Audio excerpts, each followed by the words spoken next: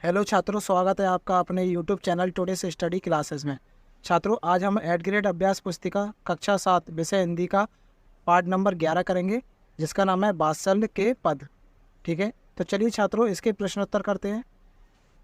बहुविकल्पीय प्रश्न। प्रश्न नंबर 1, कृष्ण बलराम को क्या कहकर बुलाते हैं? पहला है बलभद्र, दूसरा है श्याम, तीसरा है दाऊ और चौथा है मोहन। तो छात्रों इसका सही उत्तर है ऑप्शन नंबर सी, यानी कि दाऊ।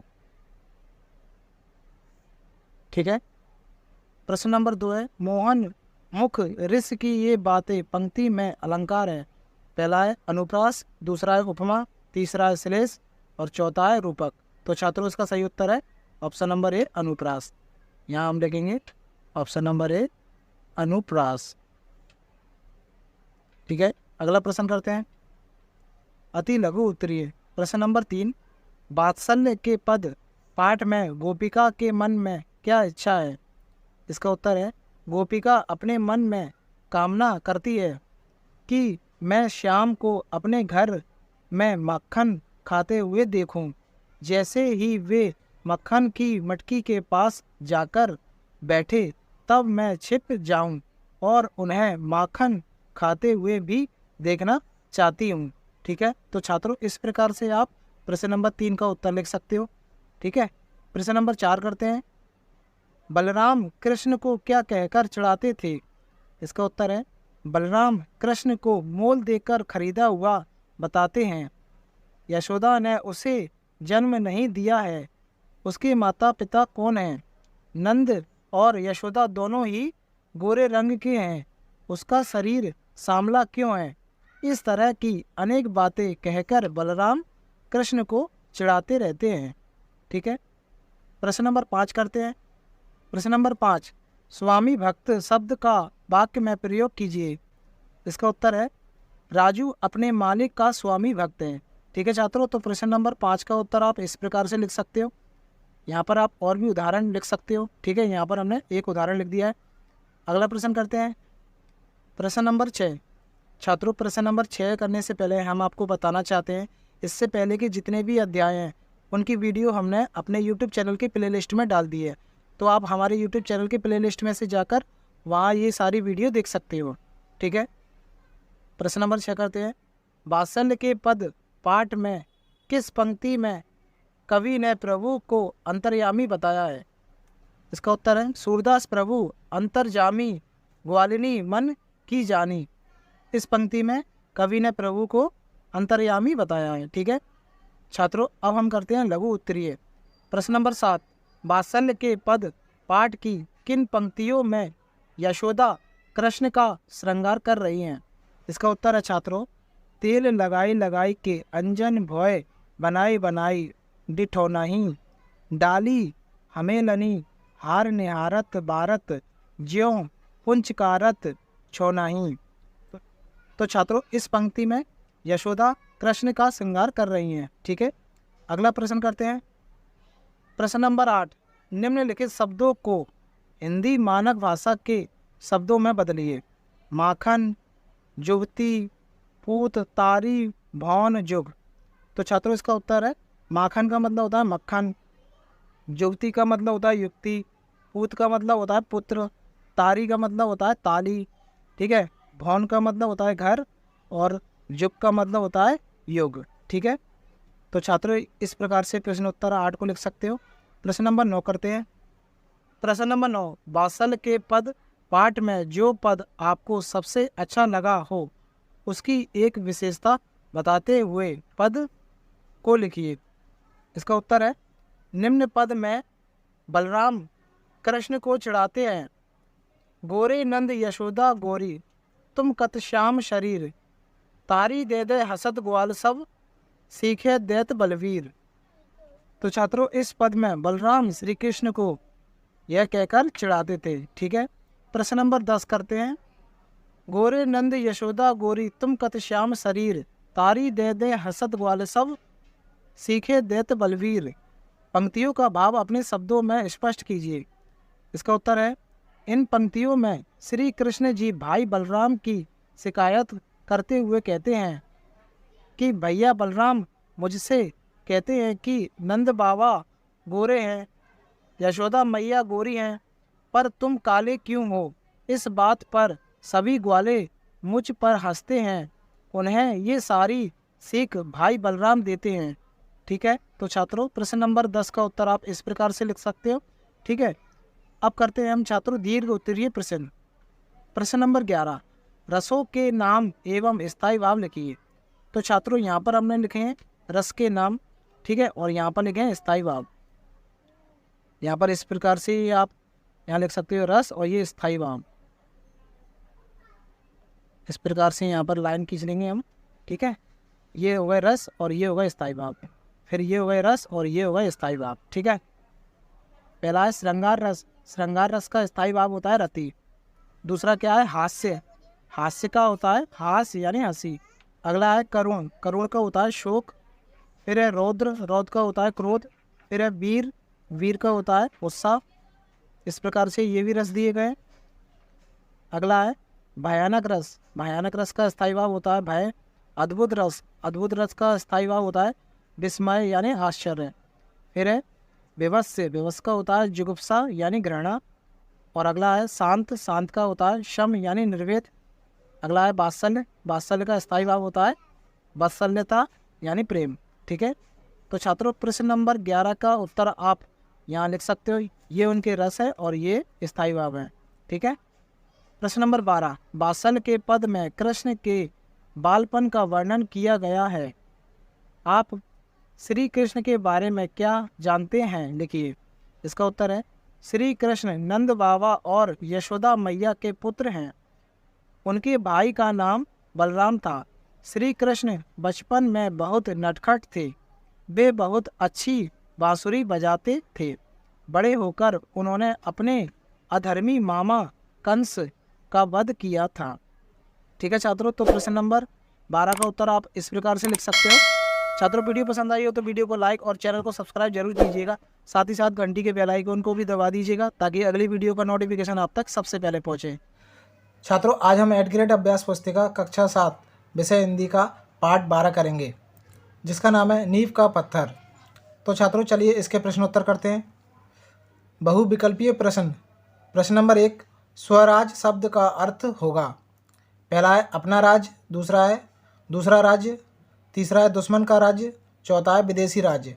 तो छात्रों इसका सही उत्तर होगा ऑप्शन नंबर ए, अपना राज्य। यहाँ हम लिखेंगे अपना राज्य।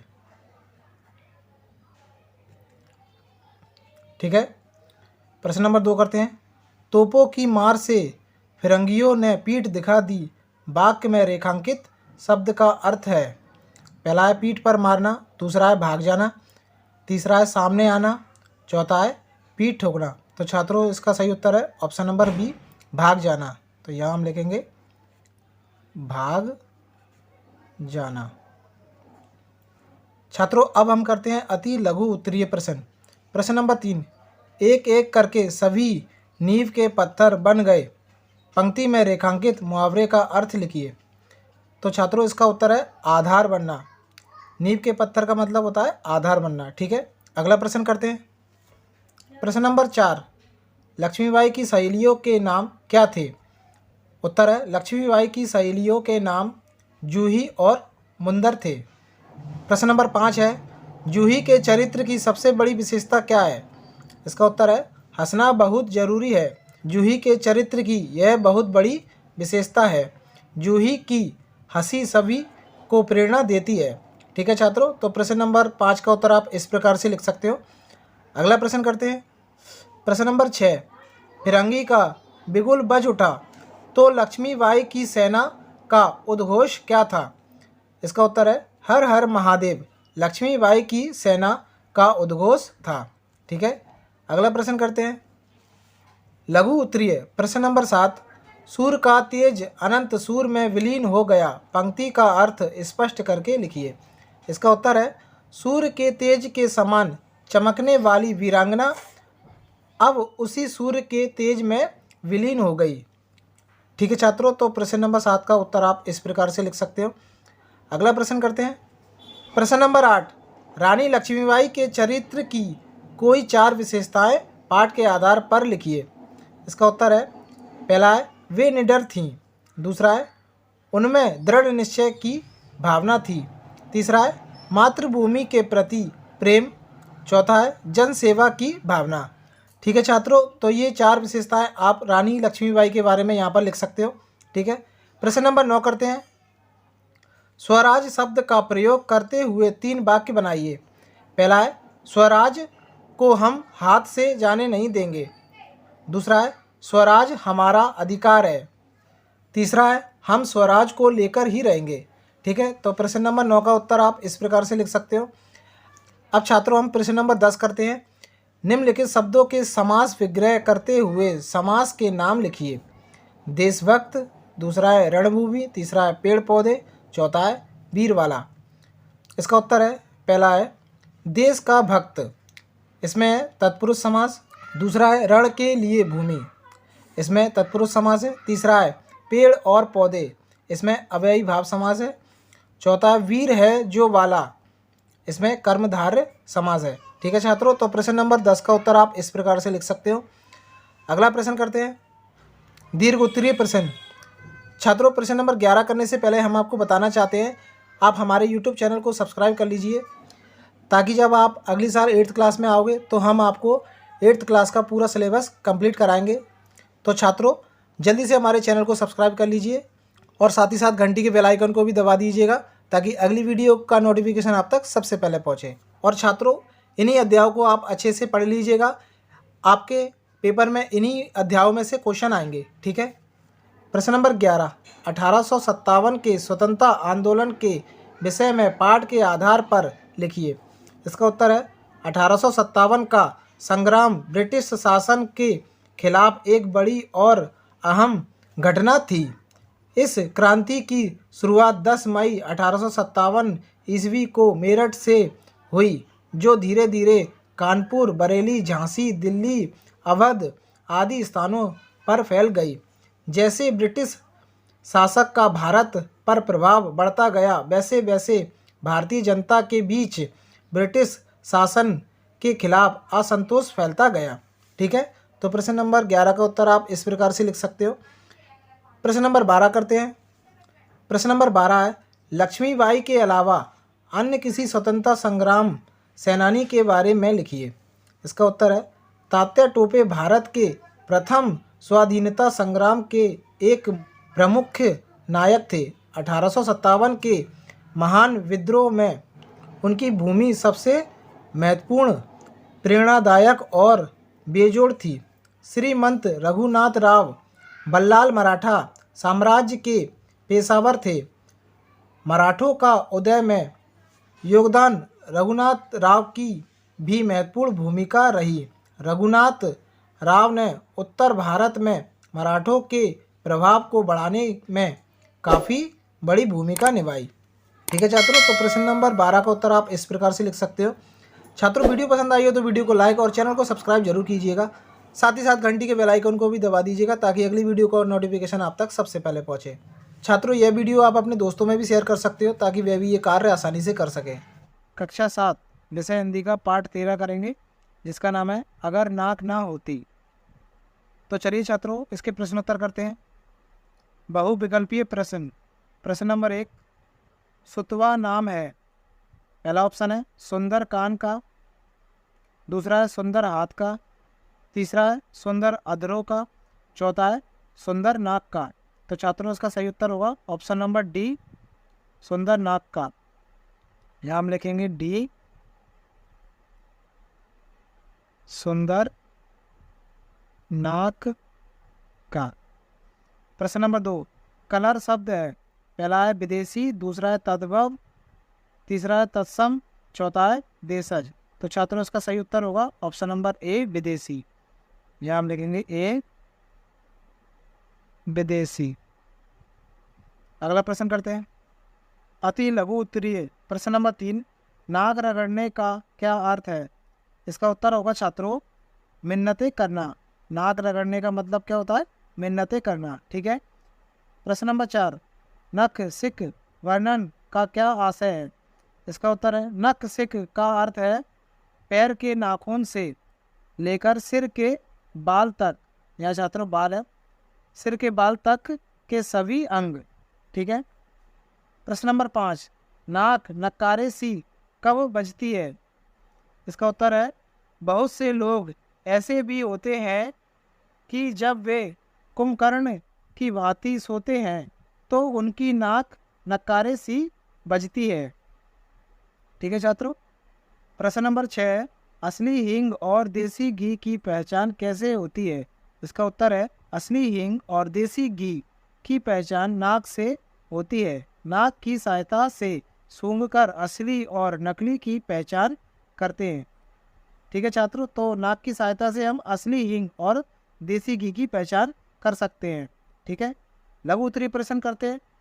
प्रश्न नंबर 7, वायु प्रदूषण को रोकने में नाक किस तरह सहायक है?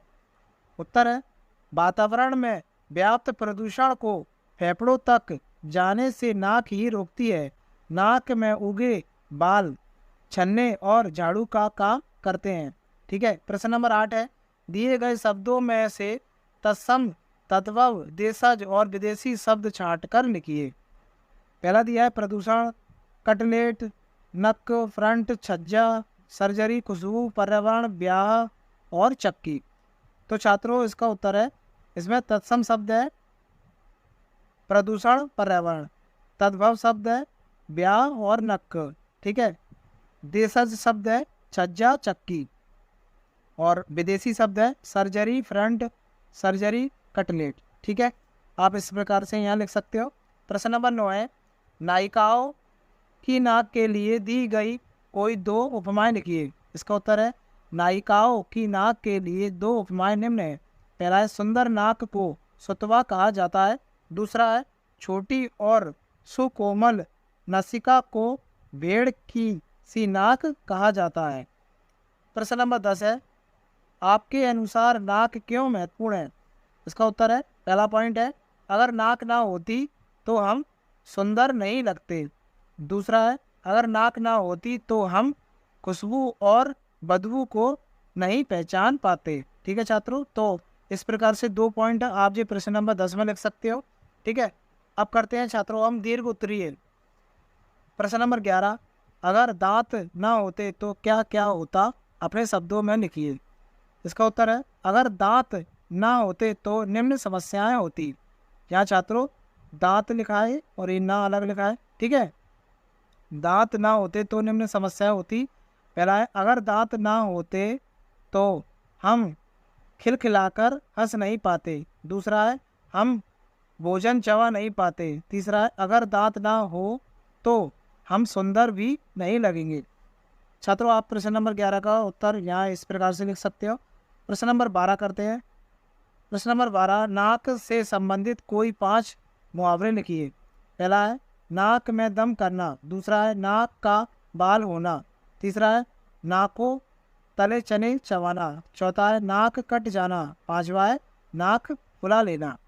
ठीक है छात्रों। तो आप हिंदी का पार्ट 13 इस प्रकार से इसके प्रश्नोत्तर कर सकते हो। छात्रों वीडियो पसंद आई हो तो वीडियो को लाइक और चैनल को सब्सक्राइब जरूर कीजिएगा। साथ ही साथ घंटी के बेल आइकन को भी दबा दीजिएगा ताकि अगली वीडियो का नोटिफिकेशन आप तक सबसे पहले पहुंचे। और छात्रों यह वीडियो आप अपने दोस्तों में भी शेयर कर सकते हो ताकि वे भी ये कार्य आसानी से कर सकें। छात्रों आज हम 8th ग्रेड अभ्यास पुस्तिका कक्षा 7 विषय हिंदी का पाठ 14 करेंगे जिसका नाम है मत ठहरो तुमको चलना ही चलना है। तो चलिए छात्रों इसके प्रश्नोत्तर करते हैं। बहुविकल्पीय प्रश्न। प्रश्न नंबर 1 है, आशा शब्द का विलोम शब्द है। पहला है दिलासा, दूसरा है निराशा, तीसरा है भाषा, चौथा है पिपासा। तो छात्रों इसका सही उत्तर होगा ऑप्शन नंबर बी यानी निराशा। यहाँ हम लिखेंगे बी निराशा। प्रश्न नंबर 2, कवि ने किस व्रत को लेने की बात कही है? पहला है ठहरने का, दूसरा है विश्रांति का, तीसरा है सुख का और चौथा है चलने का। छात्रों इसका सही उत्तर है ऑप्शन नंबर डी यानी चलने का। डी चलने का। अति लघु उत्तरीय। प्रश्न नंबर 3, जीवन में आने वाली बाधाएं क्या देखकर वापस चली जाती हैं? इसका उत्तर है जीवन में आने वाली बाधाएं दृढ़ निश्चय देखकर वापस चली जाती हैं। प्रश्न नंबर 4 करते हैं। मत ठहरो, तुमको चलना ही चलना है। कविता के आधार पर कवि कौन सा व्रत लेने को कह रहा है?